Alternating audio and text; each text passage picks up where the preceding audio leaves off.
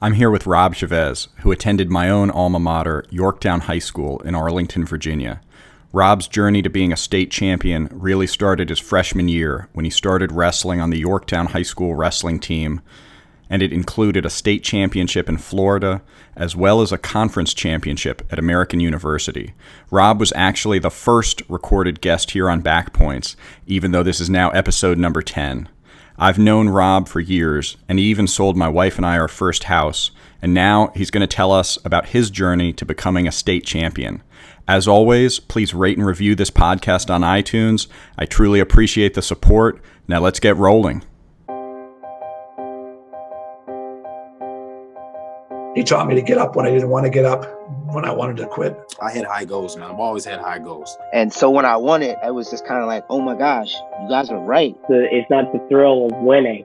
It's the joy of having that personal goal and being able to achieve that and walk off the mat with your head held high and with your hand up. That just fueled my fire, and I was in every state championship match from there on until I graduated. That was when I really started doing the kind of wrestling that I was capable of. Anybody that steps in the ring and just decides to commit the entire time is a state champion in my book. Okay, welcome to Backpoints, the podcast where we talk to wrestlers who have won state tournaments. We're here with Rob Chevez for the inaugural Backpoints podcast to hear about his experience winning a state title. So Rob, thank you for joining us. Will, it is my pleasure to be here. This is awesome. I'm so excited to be part of this. Excellent. Well, let's jump right in and hear a little bit about you, about your background. I know you wrestled in Virginia and then Florida. Why don't you start with, how did you get started in wrestling? I had a cousin that just loved to beat up on me. I think it was I must have been like 6th or 7th grade, and he was he was in wrestling, and then he put me in a double bar arm or a double chicken wing, whatever you want to call it. And I was like, dude, this is so awesome. There's all these moves, right? And he just beat up on me, and it got me hooked.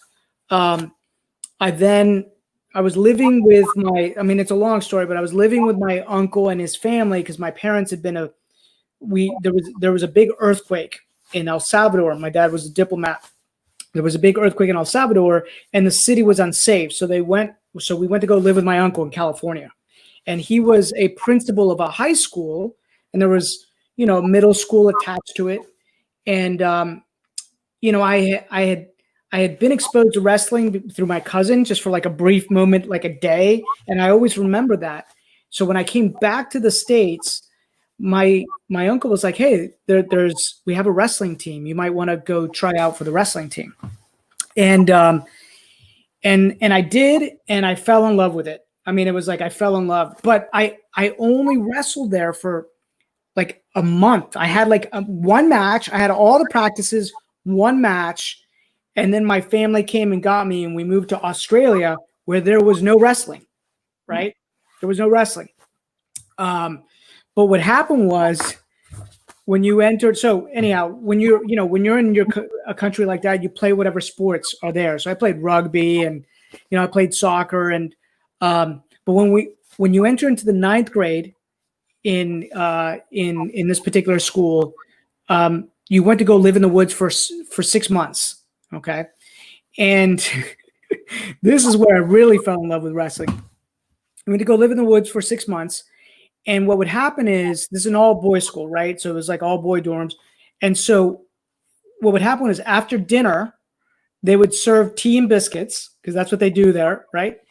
And then we would all sit around this lounge area, and then we would challenge each other to just wrestling matches. Nobody knew how to wrestle. It was just fighting, right? Just a bunch of guys fighting. And dude, I loved it. I was the little guy that just kind of scrapped really hard. And I had that 1 month of wrestling that I didn't know anything, but still it was so much fun, right? That's awesome. So when I came to Virginia, it was still in the 9th grade, right? I'd done half of 9th grade. And then I came to Virginia from Australia. I started 9th grade again because of the way the school system worked. My best friend was like, hey, well, he wasn't my best friend at the time. he was this guy that was essentially throwing French fries at me, right? Like kind of giving me a hard time. And anyhow, I didn't back down. And he said, hey, you should come out for the wrestling team. And which I did. And then he proceeded to, beat me up for the next 2 or 3 hours. And just something about it, man. I was like, okay, this is it. Like, I want to do this, right? So that's fantastic. So you're telling me that you wrestled for about a month prior to 9th grade. That's right. Yep. Very interesting. Yep. I got exposed to it. I had one match. I won the match. And like, I wrestled up a weight class because there was nobody in my weight class because I was little. Dude, it was, yeah. It's just one of those things, right? I just got hooked because my strength to body weight ratio was good, and I was fast. And what weight class were you? What's that? What weight class did you start at? Well, when I was in high school, I started at 112, right? So I was a 12-pounder in high school. Pretty much wrestled with 112 the whole time. There was a time where I lost a wrestle off to one of my good friends, and I dropped all the way down to 103, which was brutal, really, really hard. I did that. Probably should have never done that, but I did that. But you learn a lot about yourself when you do that, right? So anyhow, yeah, I really did learn how to wrestle. I actually say I really didn't learn how to wrestle until I got to college, but that's a different story, right? Okay. So love to hear about that if we have time potentially. So did you, to go back to your cousin for a second, did you look up to your cousin, the one who first introduced you to wrestling, even just by kind of beating you up a little bit, or putting you in the double forearm? Well, he was obviously an older male figure in my life, right? So I was like, oh, that's cool. So yeah, I was impressed by it, right? So but more than anything, it was really the idea of competing. I love the idea of competing. Like I like to compete. I still like to compete. And so I like the idea that it was on me. It wasn't anybody else. It was on me. And right, that goes both ways. You can either fear that or you can love that, right? I thrived off of that. And of course, you lose matches, and that's all tough, but you learn from it. So yeah. So so you started in 9th grade. By your senior year, as I understand it, you won a state title. Were you always serious about wrestling from day one, or did you go through kind of a ramp up and then you got serious? No, I was serious from day one, right? As soon as I discovered that this was like something that you could do, and my part of it is my friends did it, right? So it was like the people that I connected with were wrestling, and we just built a camaraderie together. And and you watch Vision Quest, and you just start saying, like, you start seeing like state champions, and I just remember I was actually having this discussion today with my team about visualization. And I very specifically remember being at the state tournament when I was a freshman saying, I'm going to be a state champion. I'm going to be on that podium. Right.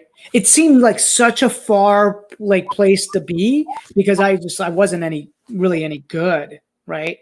I had some natural speed and strength, but I had no technique. I didn't know what I was doing, but I had a vision for what I wanted. Did you learn how to do the visualization, or did that part come naturally to you? No, I learned about it, which reinforced it. I mean, I knew that I wanted to do it. I was like, I remember specifically saying, if they can do it, I can do it. Like, I remember specifically saying, like, if they could do it, I can do it. So I'm going to work towards that. And then I read a book called Cybernetics. I don't know if you've ever read it, right? It's an old book. And it talks about mental visualization for athletes. And it actually, that got me hooked into psychology. That got me hooked into, it went off in a lot of different directions. but they talked about how the mind doesn't know the difference between, real world and practice in your mind. And so I was like, okay, well, if that's the case, then I can practice more than other people, right? I could be practicing when I'm dreaming, when I'm daydreaming. And then it just became this thing where I was just dreaming about it all the time, right? What did the move look like? What did it feel like to win? And if you can combine how it feels with what you see, then it makes it really, really strong. And so I would just, visualize what I wanted and then work towards it, right? Like every day we would work towards it. I mean, I was surrounded by people that were also working towards it, which that helps, right? If I had been on a team that, I learned some important things that you got to surround yourself with the people that want the same thing that you want. Yeah. If I'd been on a team that didn't take it serious, maybe I wouldn't have taken it as serious. But we all took it pretty serious. That's awesome. I find it fascinating that I'm gonna have to check out the cybernetics book. I'm curious about that, and it sounds like that was pretty inspiring to you in some ways, and maybe it gave you some. So, did you think that was very impactful when you read it? Like, did it really was it kind of an aha moment? Yeah, it was actually, because I was like, okay, if I want to get better, I could practice in my mind. Yeah. And if I could practice in my mind, then I have an advantage, because it's all about trying to get an advantage, right? You either work out harder, you work out longer, you drill more, you focus more on your outcomes. And it's like, what are you going to do? I mean, I've never journaled in my life except for my high school wrestling career, which is really weird, right? That is a little weird. and I go back, and it wasn't really like journaling. It's not really like journaling. Well, it was journaling. I'll take a step back. Wrestling produced so many mental barriers that I had to go through that I think I needed to put pen to paper to help me get through it. Okay. That makes sense. And so, a couple of things along the way, like I tore my ACL when I was a sophomore, right? But not wrestling, playing football, which I also dislocated the fingers on my left hand, all my fingers on my left hand, playing football. I was like, okay, listen, I'm not built. My mind is built for football. My body is not built for football, right? And so, but then I wrestled an entire season with a torn ACL. Didn't know that it was completely torn. It was just like my knee would pop out and then it'd pop back in. I'd just keep going, right? What year did you say that was? That was my sophomore year.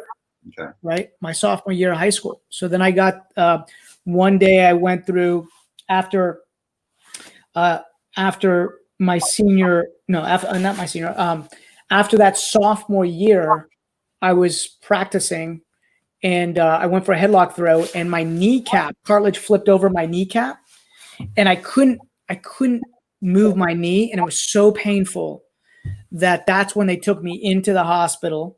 I couldn't move. Literally the doctor just came and kind of realigned my knee, and I thought he was like God because it was so painful. And I was like, oh my God, I can move my leg again, right?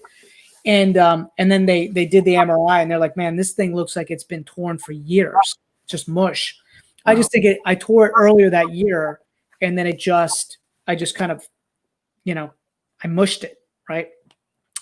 But the reason why I started reading things like psycho-cybernetics was because, and this is going a little bit deeper and, it's going in a different direction, but I think it's important, was I had such a deep desire to win that I wanted to be the best at what I did. I was going to run longer. I was going to train harder. I was going to study more than anybody else. I knew that you might be ahead of me in skill, but that my effort was going to surpass you at some point, right? And that I was just going to outwork you, and I was going to go figure out who the best were, and I was going to learn from them to become the best, right? And but what that created was my sophomore year. I started around that same time. I started developing this breathing problem, right? And I'd always had a little bit of exercise-induced asthma, but not anything crazy, right? And so, but this got really bad. This got to the point where I couldn't get enough air to talk to you. And I went, we did all sorts of medical tests and there was nothing wrong. And when I learned, really not until my junior year, right? Because I suffered through it towards the end of my sophomore year and then all of my junior year, where if I didn't pin you in the first period, right, or first 2 periods, I was in trouble because by the third period I didn't have enough of a tank, right? And what happened was I was reading because I was trying to figure out like what was going on, and I was reading all sorts of like mind over matter kind of books, right? Mm-hmm. And I think that's how I ended up with cybernetics. What happened was I was having silent panic attacks, right? I'm reading this man's journal where they're literally describing my symptoms. It feels like somebody's sitting on my chest. I can't get enough air to just do an everyday thing. And it was because of the way my blood was, like I was breathing from my chest as opposed to my stomach, right? In fact, I even went to like a yoga class, right, to try to figure out how to like relax and breathe. And the lady was like, honey, you're just hyperventilating. And I'm like, she's crazy. Like I've got a physical problem, right? But it turned out that I didn't. I had a mental problem. And the mental problem was I wanted to win so bad that I created this anxiety. And that's when I realized, wow, your mind can mess with you in a negative way. Imagine if you can unlock the possibilities if you could flip that switch and imagine how big of a life you can create based on having the right mindset, based on understanding your mind and your body. And so that, that year, my junior year, I took third in the state of Virginia. And that to me was a big accomplishment because I had suffered so much between the torn ACL and the breathing problems, and me learning how my body worked, because you're physically putting so much into this. You're pushing the boundaries of your body, right? Yeah.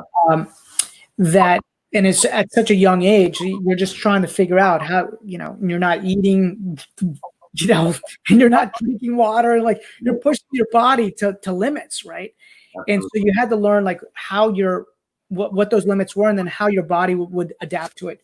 So by the time I was a senior, I knew how it all worked, right? But it took me 3 years.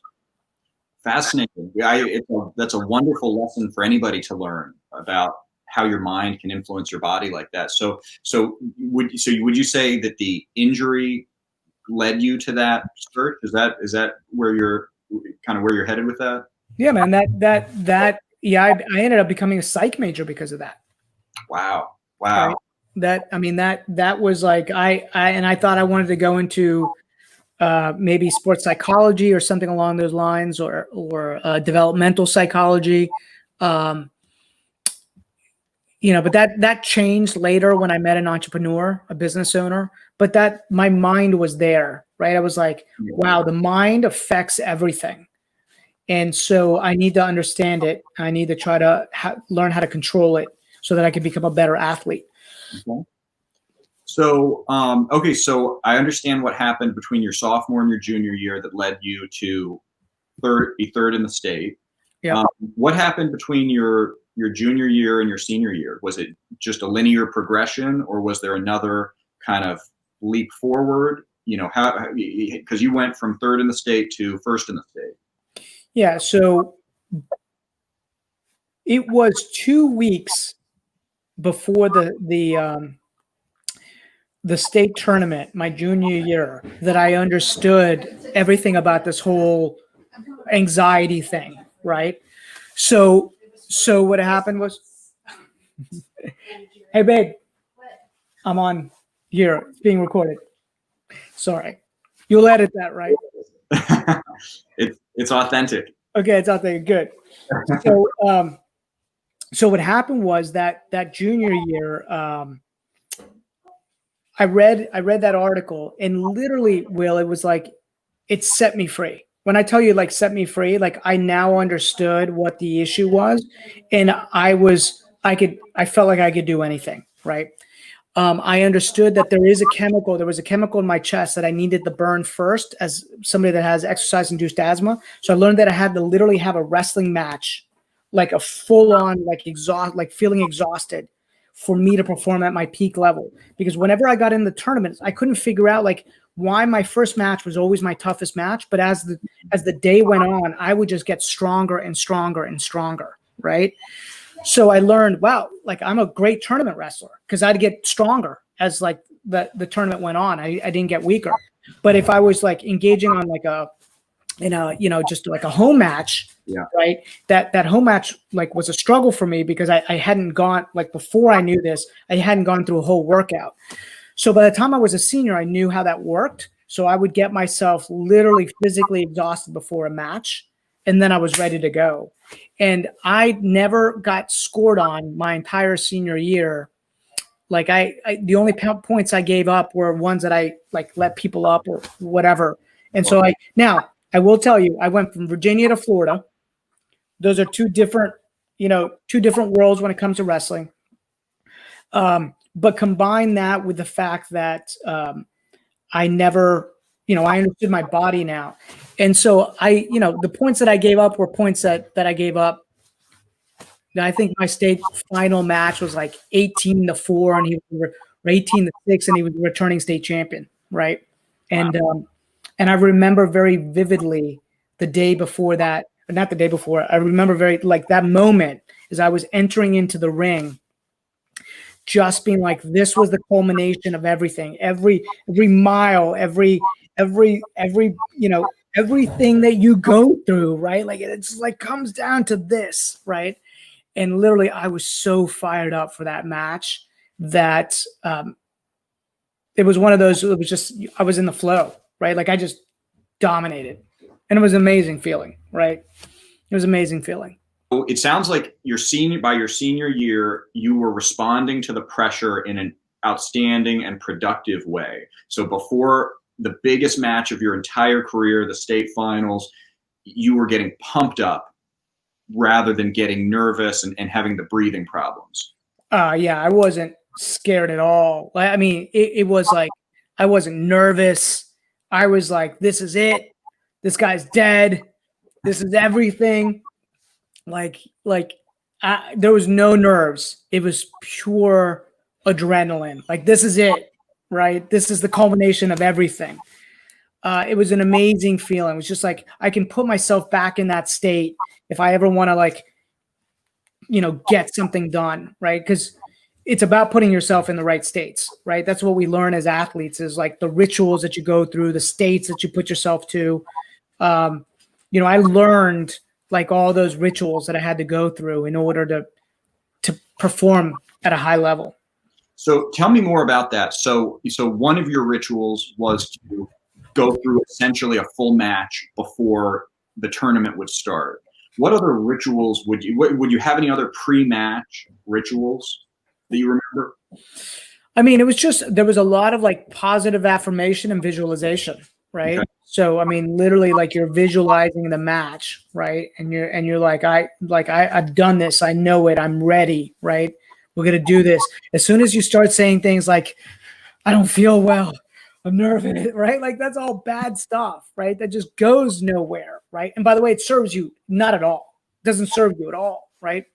So you just have to focus on like what you can control. This is going to be your match. You're going to focus on like, you're going to take it to him. You're going to be aggressive, right? You just your entire plan, right? You'd go through that plan. Try not to think about, who they are, although it's always tough, right? I'd have friends that obsess about like who they were going to go up against. And I'm like, it doesn't matter, right? It doesn't matter.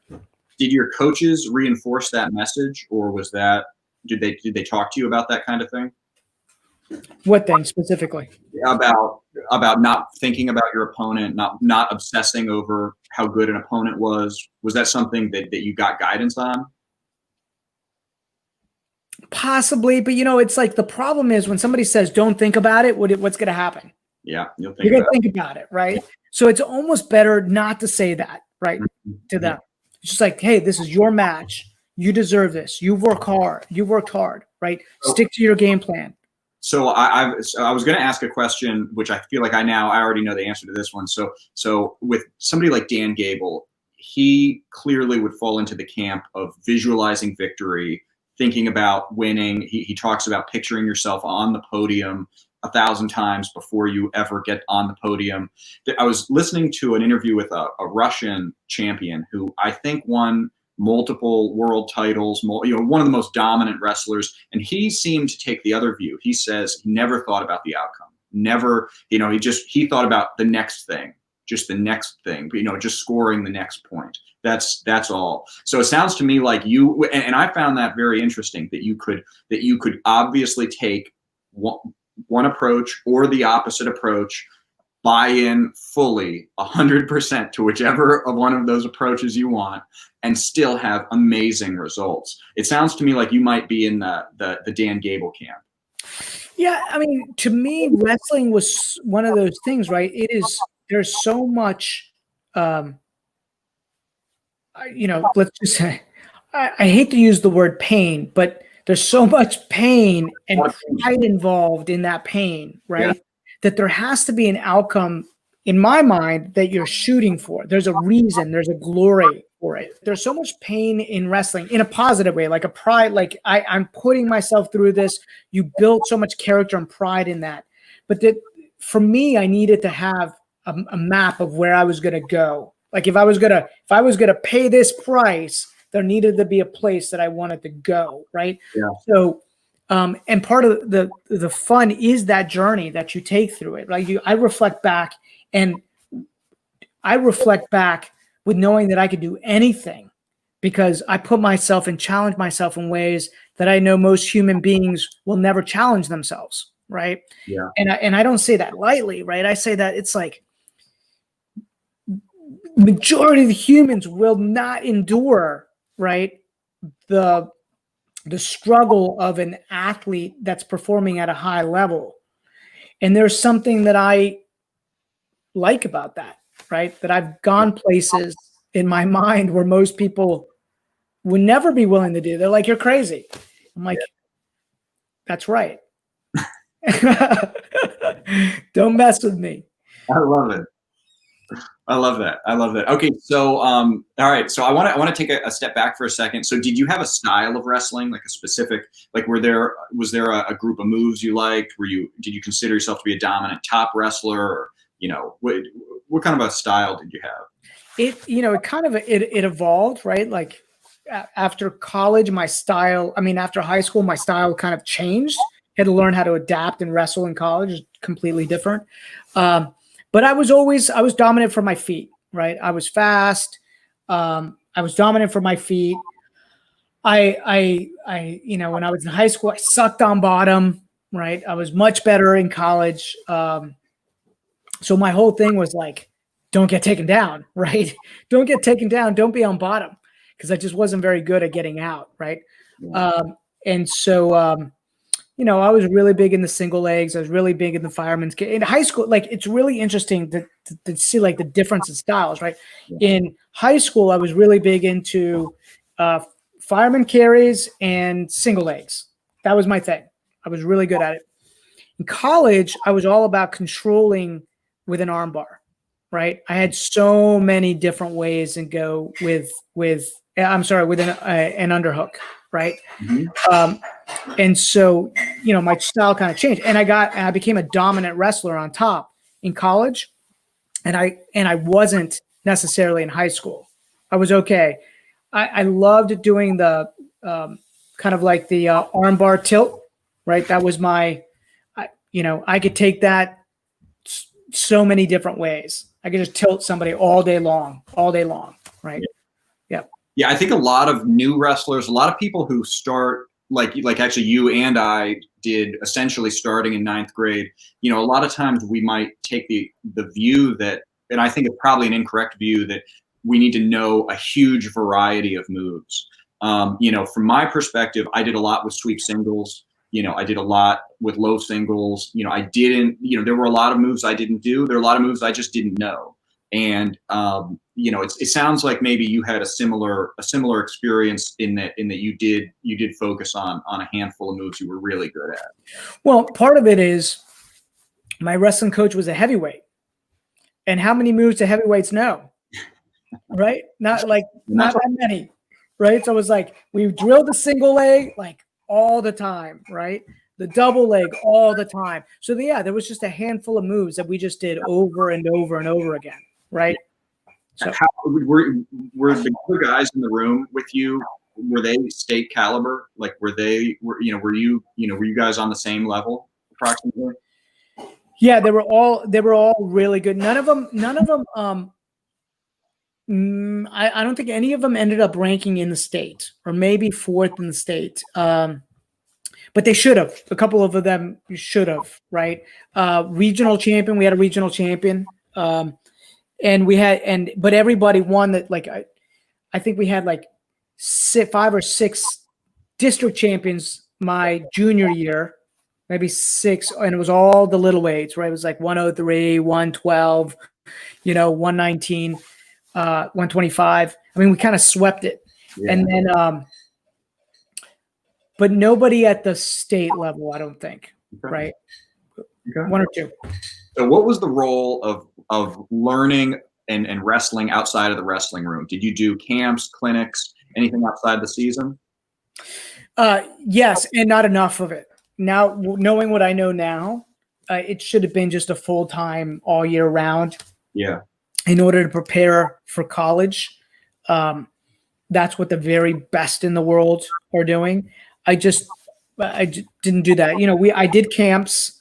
I do like 2-week camps. I trained with my friends during the summer. We'd go to the gym. We'd go to the wrestling room. But the level of intensity wasn't the same, right? Yeah. We trained all the time. I felt like I trained all the time, but we didn't train with the same level of intensity that I think is required to be a national champion. That makes sense? Like that there's a different gear. Yeah. And I didn't learn that gear until I got to college, right? Because I wasn't surrounded by it because nobody was doing it, right? I was just kind of doing what everybody else was pretty much doing, right? Yeah. Yeah. Okay. Were your parents involved and supportive of wrestling? They were. My mom was always trying to make me eat more food, which was like very counterintuitive to counterproductive to making weight. Yeah. But they were supportive, but they weren't like, you see some parents that are like, they were always there. They were all like my parents weren't that, and it didn't matter to me. Like I wasn't pushed by my parents, right? Like I see parents push their kids to do well, and that won't work, right? It's like, it's got to be in the kid. I mean, I've seen it work maybe once or twice. So what about nutrition? Did you take nutrition seriously? No. I didn't take nutrition seriously. Nobody was teaching me about nutrition. It just wasn't taught. Nobody discussed it. We didn't have anybody leading that charge, right? Unfortunately, because nutrition is so important. It was, you have to make weight. Yeah. At any cost. That was it. And there was, I know the rules have changed now considerably on how to do that, right? So what I probably would not have been allowed to go to the weight class that I went to today. Yeah. Right. So nobody taught us that. Even in college, it wasn't taught properly, right? You kind of learn. What happens is you learn through trial and error, like what worked, what doesn't work for your body, because everybody's chemistry is different. Yeah. I've got a question for you about that was really kind of dear to my heart, because for me, I feel like this made a big difference for me. Were there any exercises that you did that you feel like contributed significantly to your success? So like for me, between my junior and senior year, really transformed my, my hand strength, transformed my back strength. And I've always credited that with me doing well in high school. Do you have did you ever think that there were any exercises that you really felt like contributed a lot to your development? Not any one thing, Will. It was just everything combined. Yeah. Right. I just felt like breaking me was what contributed to it. Right. Like pushing me to like after practice.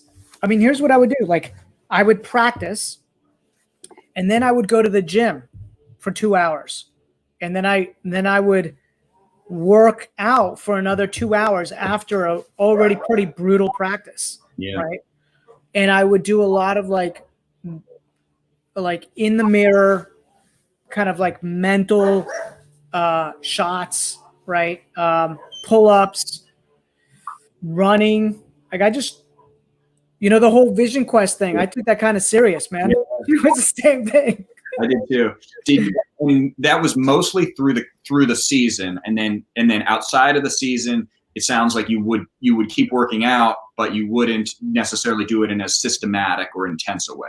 Yeah, not the same level of intensity for sure. But you kept doing things like that.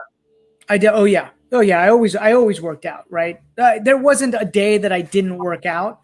I just didn't wrestle enough during high school. I lifted a lot. I mean, yeah.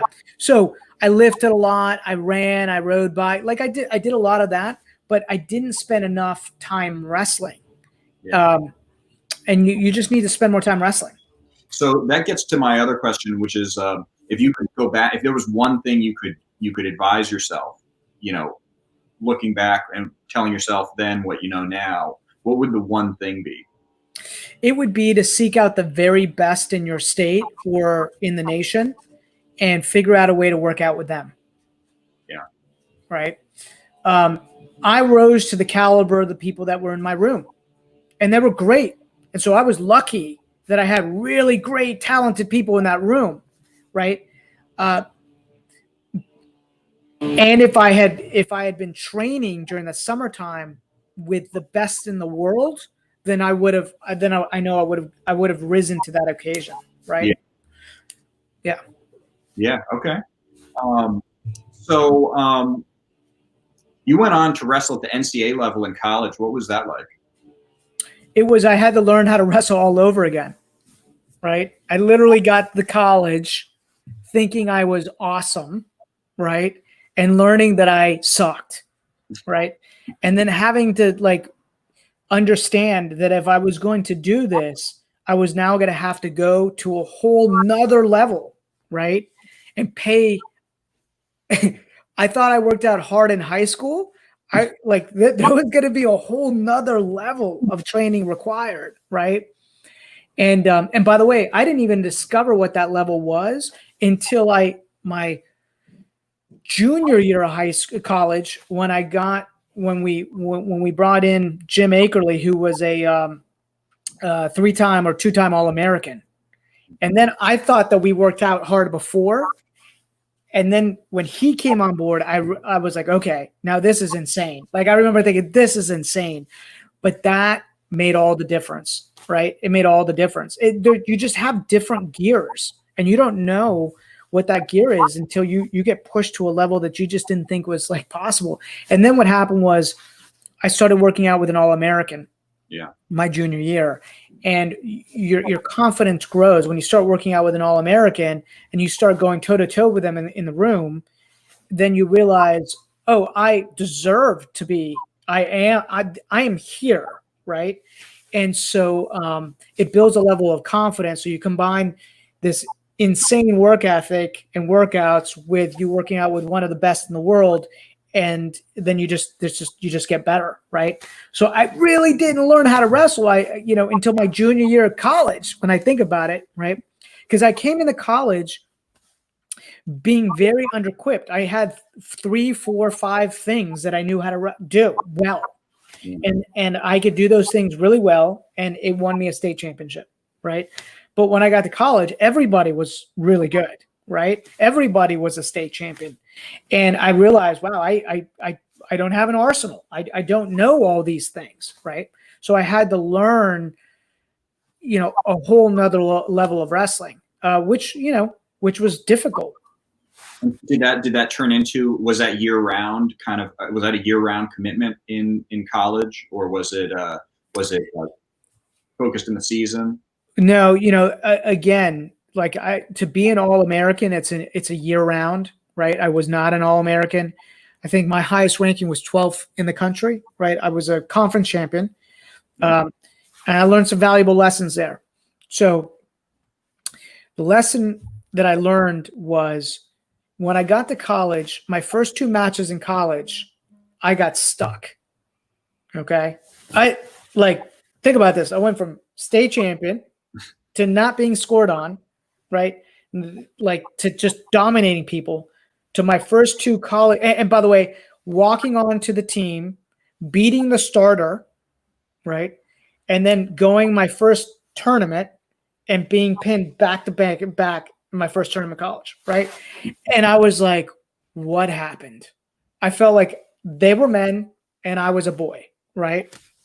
And I realized that the strength and the speed was completely different. So I set this goal, right? The goal was I was going to be a conference champion, because that was kind of like the talk in our room was that was a feat. Mm-hmm. Does that make sense? Absolutely. So to be a conference champion, was a big deal, right? And the mistake was I set the goal too low, right? Because that was what was in my room, like people aspiring to do that. What I should have done was say, I'm going to be a national champion, and I'm going to put myself in an environment to be a national champion, right? Or to be an All-American. And that would have created a different set of habits, right, that need to be created. One of the habits would be you're working out all the time. It's all year, right? So during college, I was really intense during the season. And then I kind of fell back to the pattern that I had in high school, which is like I worked out every day. I ran, I lifted, I enjoyed summer, I wrestled, but I didn't do the level of intensity required in order to be, an All-American. Yeah. And so it depends on what your goals are, right? Like not everybody it was by the time I was a junior in college, at that point, I believed that I could be an All-American, right? Mm-hmm. So my senior year of college, I asked my coach the red shirt. So think about this. This is like hell, right? Like wrestling season is like in college, like it is, Christmas vacation. It's 2-a-days. Everybody else is at home with their family. You're at school, stuck there. Nobody's around. It's the time where everybody, if you're going to quit, that's when you quit, right? Because like everybody wants to go home and you're not going home, right? You're staying here for 2-a-days and it's brutal, right? And I remember thinking, am I going to go through this all over again? Like, am I going to put myself through one more year? And I was like, yes, I believe I am an All-American. I just need one more year, right, of intense training. And I'm going to put myself through intense training. So I went and I talked to my coach and I said, hey, can I redshirt? I want a red shirt. And then my senior year, and I'd seen some other people do that and then stay for grad school, right? Yeah. And then, finish out their eligibility. And he was like, no, we don't have anybody else at that role. And part of me was like, whew. And then the other part of me was like, damn, right? I need one more year. So I didn't know. I didn't know. I'm not familiar with the redshirting rules. So basically, he said you couldn't do it because they just weren't set up to allow it, or his decision was there was nobody else to fill the spot at the same level, and he was going for a championship, which we won. We won the conference that year, my senior year, right? And so I was a conference champion. Yeah. And there was a lot of other people, and that was a big deal. Like winning the conference for me felt like, a big deal. And then I went out to nationals, and then it was like as if I had started all over again, right? Now it's a whole different game. It's a different game. So there's all these levels, right, that occur. And so you just have to, this is why visualization is so important, right? Know what it is that you're going after, and then figure out who's already done it, or who's on the path of doing it, or who's just right below it. And then essentially connecting with those people and working out with those people and just being around those people. And by the way, it's like that in life, in business, and everything, right? Yeah. If you want to be one of the most successful in the world, you surround yourself with the most successful in the world. Absolutely. Absolutely. So on that topic, what have you been up to since then? You know, I had the good fortune of, there was a gentleman that would come in and essentially wrestle. Like, he was my age now, maybe a little bit younger, and he'd come in and work out with our team. And I was like, who is this guy, right? Like, and they're like, hey, he's a very successful business owner, and he donates a lot of money to the program. And we would, his name is Alan Meltzer, like amazing mentor and friend. And I learned a lot from him, right? I started seeing him from from the time I was a freshman, right? Kind of seeing how he ran his business, how he gave to the community, how he would give to the wrestling team. He would have us come out and work at his house and donate money to the program. And I just saw the life of a real estate, not a real estate, as a business entrepreneur, right? As a business owner. And that's where I was like, you know what? I want to be a business owner, right? That was I saw that it was competition at just a different level, right? So I was like, okay, once wrestling's over, like, what's my next goal? Okay, well, my next goal is I want to win something, right? And what am I going to win? Well, I'm going to win the game of business. I'm going to win the game of, being a business owner. And so that just became another thing to kind of go after, right? I worked for him for a couple of years while I was in college and out of college. And I learned a ton about hard work, ethic. And he would always say, by the way, this is a bold statement. He's like, I am the Dan Gable of insurance, right? I mean, that is a bold statement, right? And by the way, he's the Dan Gable of insurance, right? I mean, the man is a legend in the world, and his work ethic is insane, right? And so that was my blueprint. I was like, oh, you're going to be successful? You just got to work like this guy, right? So I'd get to his house at 4:30 in the morning.